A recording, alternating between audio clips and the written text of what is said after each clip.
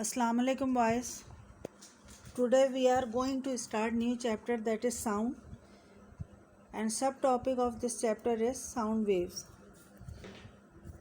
SLOs of this topic is explain production of sound waves and describe the longitudinal nature of sound waves. As we know that for production of sound waves we need medium, vibrating body and receiver or listener. And sound is a form of energy which travels from one place to another place in the form of waves, right? And like other waves, sound also produced by the vibrating body. Sound waves are mechanical waves, that means it requires medium to travel. Medium means liquid, solid or gases. Sound travel in different speed in different medium. In vacuum it cannot be travel. Speed of sound in solid is highest or greatest, then in liquid and then in gas or air. The speed of sound in solid is 15 times greater than the gas, and speed of sound in liquid is 5 times greater than gas. That means the speed of sound in solid is highest. Sound consists of region of high pressure and low pressure. High pressure region is called compressions and low pressure region is called rarefaction.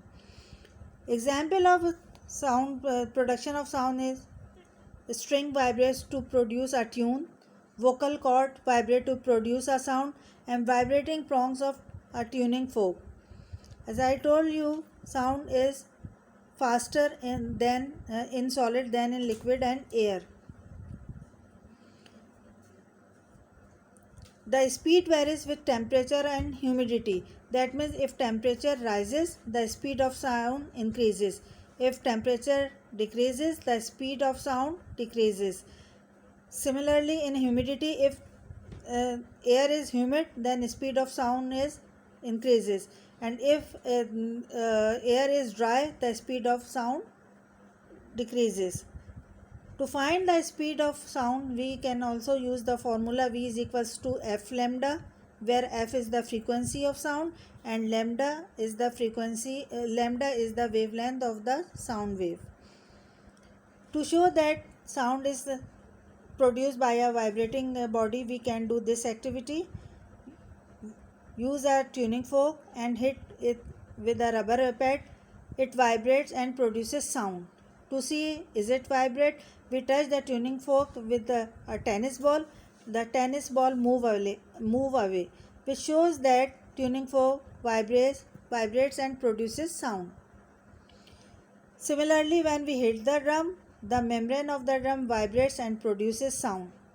When we play a guitar, the string of the guitar vibrates and produces sound. When we hit the tuning fork vibrates and produces sound. To prove that sound needs or require a material medium to travel, we do this activity. In this activity, we take a bell jar and a bell suspended inside it. When we switch on, we hear the sound of the bell rings. If we pump out the air inside the bell jar, we cannot hear the sound, which shows that the sound travels through medium. When there is vacuums, we cannot hear the sound. Second SLO, describe the longitudinal nature of sound waves. You see in the picture, it's a tuning fork. When we hit it, vibrates and produces sound. There is a series of compression and rarefaction. You see, where is high pressure, the compression occurs, and if there is low pressure, the rarefaction occurs. What are compression? Compressions are places where air pressure is slightly higher than the surrounding air, and rarefaction are the regions where air pressure is slightly lower than the surrounding.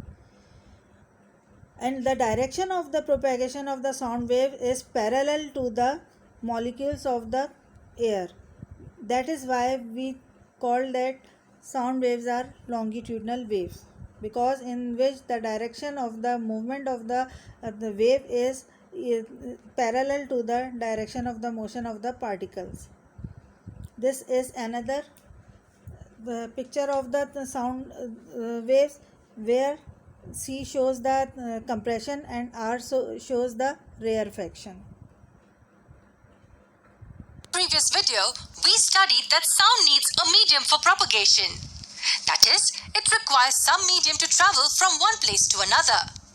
But how does it really travel through the medium? What happens to the particles of the medium? Let us find out. We now know that sound is produced by vibration.